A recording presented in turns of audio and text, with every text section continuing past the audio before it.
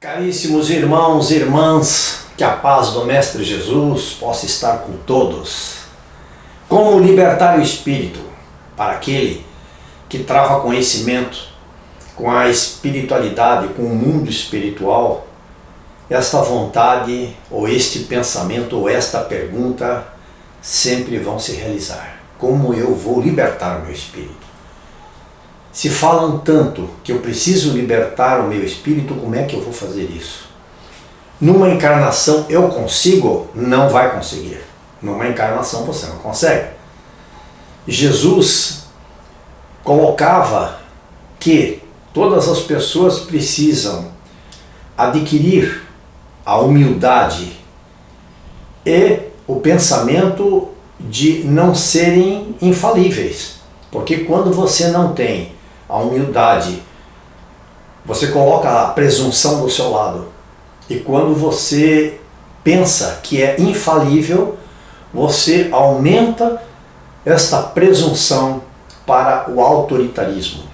Então, dentro desta ótica, falando da doutrina espírita, nós entendemos que o espiritismo não deve ser uma doutrina de imposição.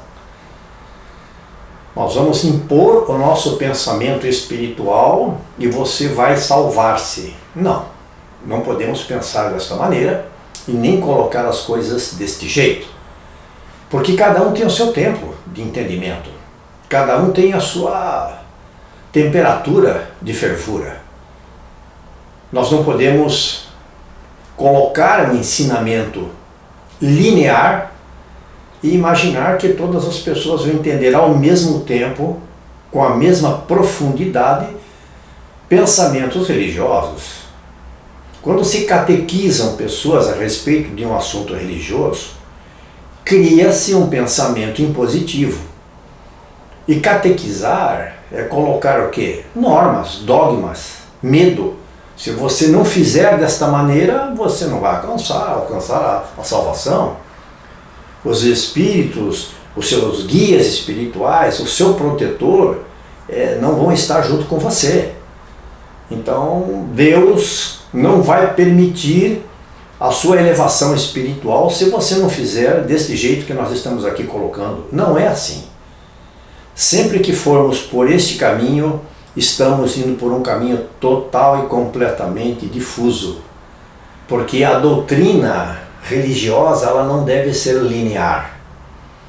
Ela tem que ter os caminhos que nos levem a compreender o valor espiritual de cada um e também como o espírito pode sobrepujar a matéria em detrimento de conseguir, sobrepujando a matéria, a sua elevação espiritual, o seu entendimento e a sua felicidade, o seu bem-estar já aqui nesta presente encarnação. E o pensamento impositivo também, ele vai criar o quê? Dependências.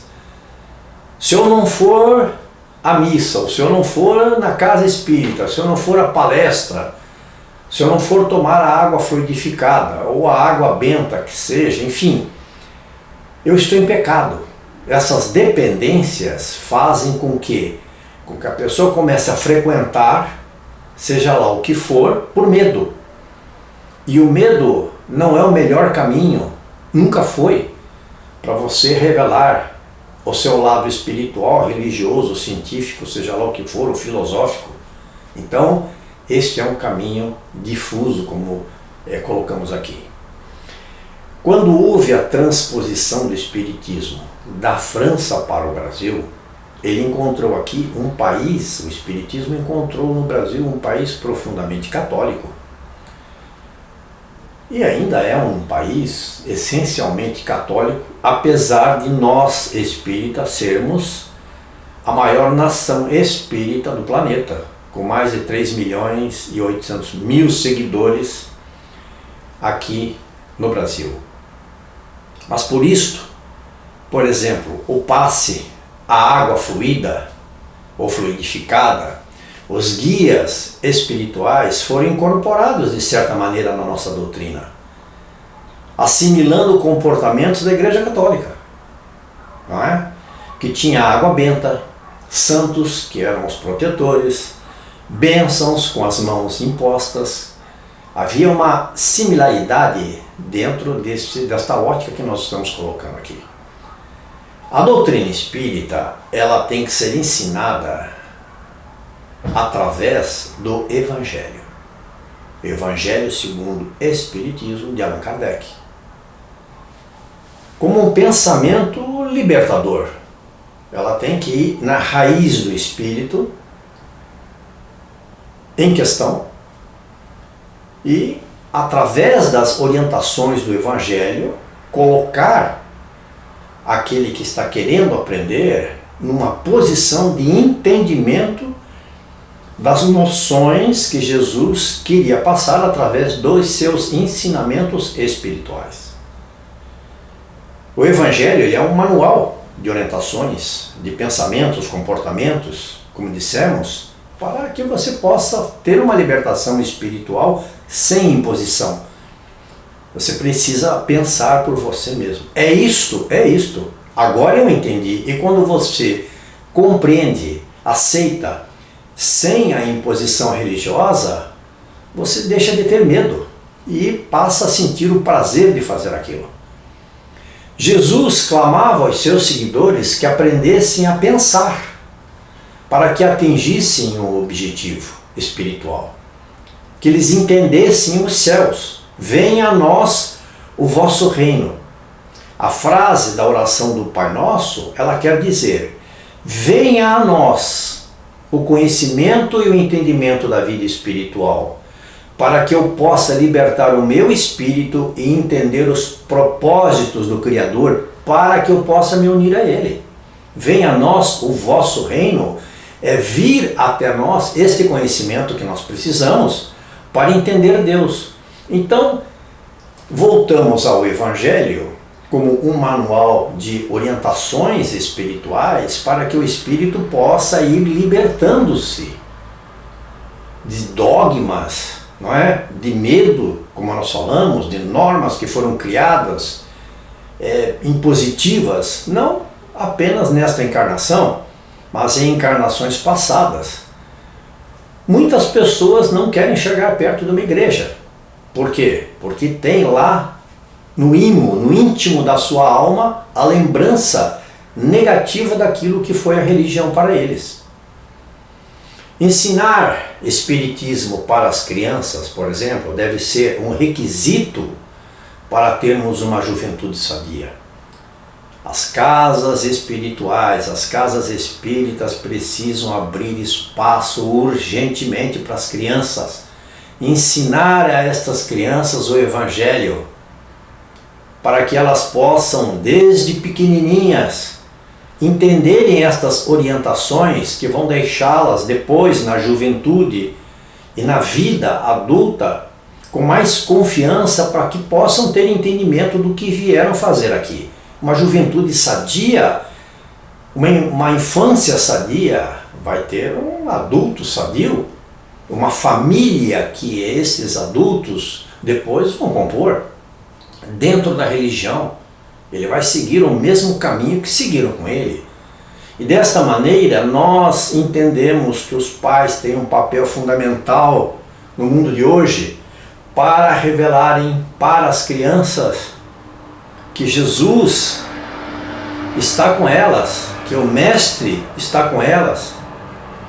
E essa compreensão espiritual deve ser uma experiência que liberta, responsável para o jovem entender e conquistar esta liberdade através do próprio esforço.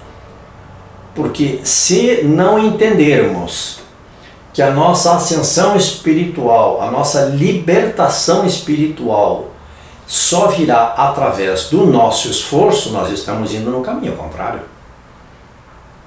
Se imaginamos, ou se alguém imagina que irá aprender qualquer religião por osmose, apenas estando perto das pessoas que sabem, ou frequentando reuniões junto com as pessoas que sabem, tomando passes, água fluidificada, e com isto irão ter um lugar especial no mundo espiritual, estão completamente enganadas.